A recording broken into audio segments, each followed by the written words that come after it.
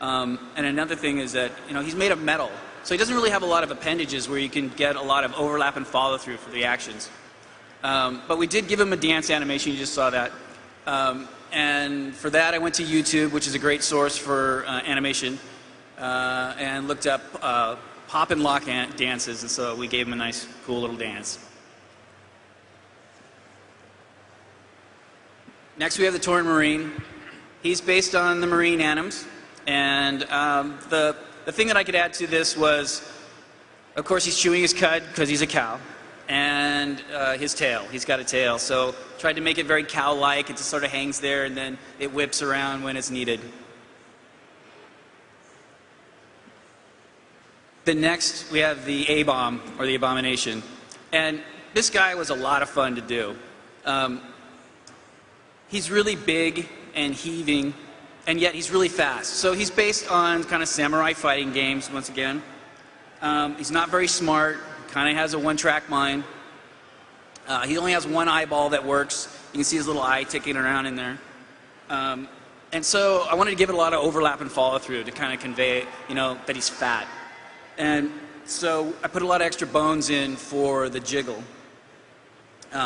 He has a scoop spell where he eats a unit, and then he has a barf spell, which he then barfs the unit up. And for that I used, you can see there in the walk, I used a kind of a sphincter rig that I use on some models. I hope I can say that. That opens and closes. That worked really good for that mouth. And then for his walk, I gave him a nice double bounce and a lot of overlap and follow through, and the little dangly bits kind of flapping around down there. So next I also do the portraits, and my considerations there is that the portraits are kind of small. In the UI it's a little postage size stamp area, and the camera is kind of tight. So there's not a lot of wiggle room to get a lot of action in those. And so what I try to do is with each race I try to give them some sort of commonality. So like with the Zerg, I try to put a heartbeat in every one of the portraits where it was appropriate. And with the Terran, I tried to give it a dynamic camera. And on mobile units you can see that because it's like a shaky cam. And with this, you can see I have a very slight drifting camera in there. And it's just enough to give it, a little more dynamism. All of the portraits have a stand breathing animation. I gave them a look around for kind of an alternate look. And then they all have a talk animation. And for that, I usually, kind of give the head bobbing around because we use a program called Face Effects. And Face Effects, you build the phonemes that you need, and then it programmatically goes in and listens to the sound and does the lip sync for you, which is good for localization in foreign languages. It helps out a lot. It works pretty good, but it needs a lot of massage. And so I work with a guy named Sam Fung, who is a technical artist, and he does a lot of lip sync polish. So Sam, if you're out there, thank you very much. Next we have the A-Bomb, and this guy's all about just the eye.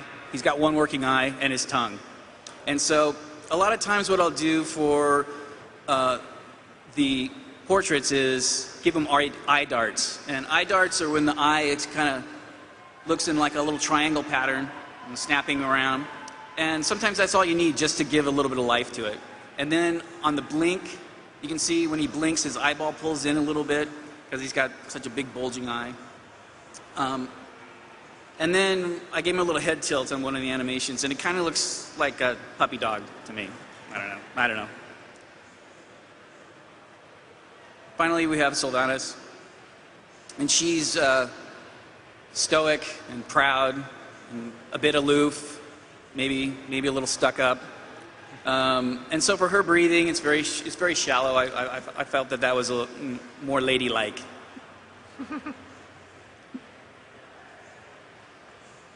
And finally, we have Grunty. And Grunty is the comic relief. He's based on the Murloc. He's very fast, kind of hyper.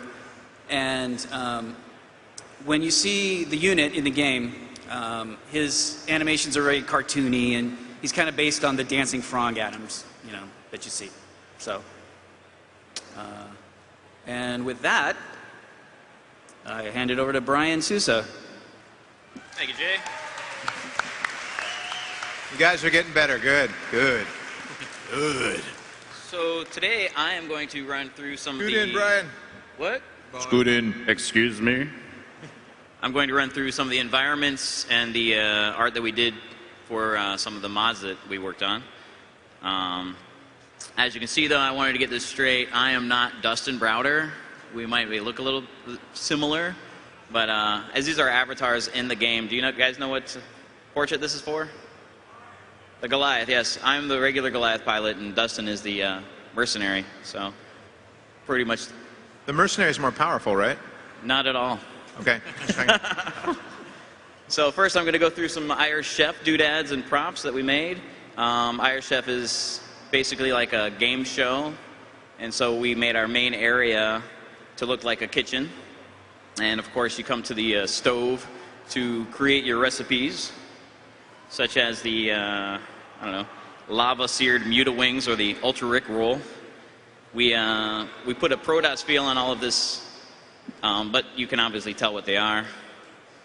The counter, where, you know, with a sink and some commemorative StarCraft 2 plates on top. And, oops. Of course, no kitchen is complete without a refrigerator and pantry.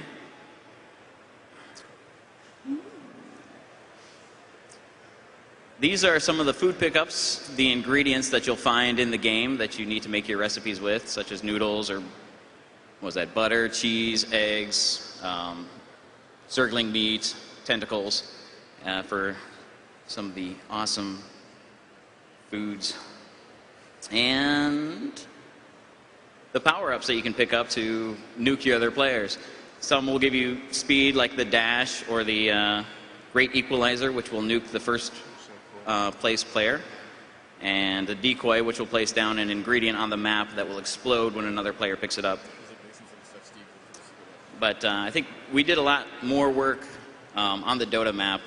A lot of people put a lot of work into this map, and I think we're really proud of this mod in particular. All of the towers that we made are based on chess pieces, and here's the good and evil pieces. With subtle differences. You can see that evil has spikes and glowing orange. We didn't want to create a game map that was based on either Starcraft or Warcraft or Diablo. We wanted a game arena that was generic enough that all heroes can fight on it together. And here are the Night Towers. All of these towers were made by Chaz Head, one of the artists on our team. Is that you, Chaz? He's not that cool. Fan. I think Chaz's mom's here. Hi, Mrs. Chaz. And the Rook Towers. These are just awesome. I like all of these things that Chaz has worked on. And of course the main tower that you're going to come across. Ooh, the King Towers. This is your main objective. Once you lose your King Tower, the battle is over. I think if any of the mods, especially this one, I think you should try them all, but I like this one the best. And I think I have, oh, there's actually more art we did, not just towers, but starting locations, which is based on the card suits. You can see like all of the diamonds and clubs and hearts. These were done by Sam Yang. See here? No Sam. Oh well. And the healing pad. Now, if you notice here, all of these colors are team colors, so you can use them in your mods any way you want, and you can give it to whatever team player you want to do that to. Well, that's something else we should mention, too, that all this art that we're putting in, everything from like the custom consoles to like the hero selection screens, all the units, the backgrounds, everything is going to be available for everyone to use for their own mods. So we know the community and all you guys love to make that stuff, so this just helps contribute more to that. Yeah, these will all be in the editor when we start releasing these. And here's the actual game board that we created. As you can see, everything is pretty much new. We have new chess tile sets with, you know, D&D dice. And Hey, he rolled a critical. It's a 20. they're all criticals. We also did an awesome, there's a sky background. You can see it with So it's more of like a fantastic arena that you're fighting in. And this is also a basic Dota layout where you have the 3 paths that your armies will take. And of course, you go down to the other side where they have their king tower. And you also notice we even tweaked the existing barracks and the warp gate. Oh, yeah. So we put like little turrets on them, so it kind of has a medieval twist again on a typical Starcraft building, which is really cool. Yeah, all of the buildings in this one are unique for this tile set. And with that, I'm gonna send you back to Sammy. All right. Oh, another thing on our Dota map. Please, go ahead. Sorry. You're too kind. If you guys play the Dota map, check out in the background, we have a couple wireframe planets, one of Azeroth, one of Korhal, and one of Sanctuary, all of the 3 Blizzard worlds that are all going to be representative in this game. So I think now we're going to turn it over to some Q&A. I don't know where our peeps are, but they're going to be coming around asking you if you have any questions. Hey, where are you guys going? Come back. It's okay, you guys can go. Questions are the best. I know you. Don't let her ask anything. Oh. Do I? All right.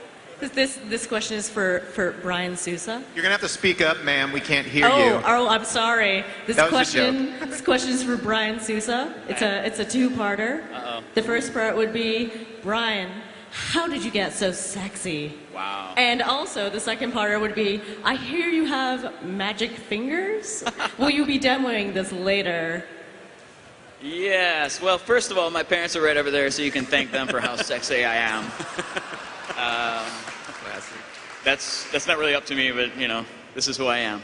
Second part, yes, I did dabble in massage therapy for a little while. So, aside from being an artist, I'm a massage therapist, but that's in my past now. Sorry. He's very good. Starcraft. He was young, he needed the money. This now for the first time. Except Thank you, for on Zeus. I love Jay. you. Jay loves my I feel hands. cheated. I need some magic fingers here. Hi, I'm actually a digital art student, and I was wondering if you guys had any advice or words of wisdom for someone who wants to do what you guys do. Sure, I'll start. So you're obviously into Blizzard games, correct? Do you have a favorite one? Warcraft, Starcraft, Diablo? I'm a fan of Starcraft. I play WoW, really all of them. Okay, so say, first of all, you're going to school, learning the different programs. If you're into doing concept art, I would definitely suggest do some fan art for us. Draw some fan art of the different universes, because we want to know that the people that we're hiring can kind of do what we do. You know, if an artist comes in and they're amazing and they have the most realistic bowl of fruit, doesn't really fit the games, right? I mean, if they can't draw an orc or a zerg or Diablo, it's kind of tough, right? So know the style you're going for. And then also, what I really like is to see what the person's personal art is. So if I go onto someone's website and, like I said, maybe it's a bunch of drawings of realistic buildings or fruit or portraits, that's great, but I want to see if their personal art, what their passion is related to kind of our games as well. Like if I go to a website and someone has Thor fighting Captain America and there's like a Pegasus and a unicorn dueling in the background, well, we'll look past the Pegasus part, but that Thor and Captain America, that's pretty awesome. So definitely, if you're sending it to any company, not just Blizzard, know what the company works on and kind of stylize certain pieces to what the company is, and include new art as well. I've looked at portfolios where there's 2006 was the last new piece that I saw, and it's like, well, what have you been doing for 4 years? You know, so yeah, that would be my suggestion. You guys have anything else you wanted to add? I was going to say another thing just to kind of get you in line with like production of video games and figure out the whole mindset and the pipeline is do mods. I mean, it doesn't even have to be a StarCraft 2 mod. I think we're going to release the art tools at some point in the future, but even other engines out there like Unreal, you know, all sorts of different ones, you can make a lot of your own art and kind of understand what it takes to put it into the game, and you know, limitations on textures and polygons and animation and that kind of stuff. Just it's kind of like hands-on, you know, material right there, trying to teach you how we do things. So that's always a good start right there. If you can show us something actually running in a game, that's you know, one more extra bonus you have in your portfolio. Thanks. All right. Thanks. No questions? We must have answered everything already. We are amazing. Yeah, please, any questions about how sexy Brian is, whatever. We're not ashamed. We'll answer anything. Bring them on. I like those questions. All right.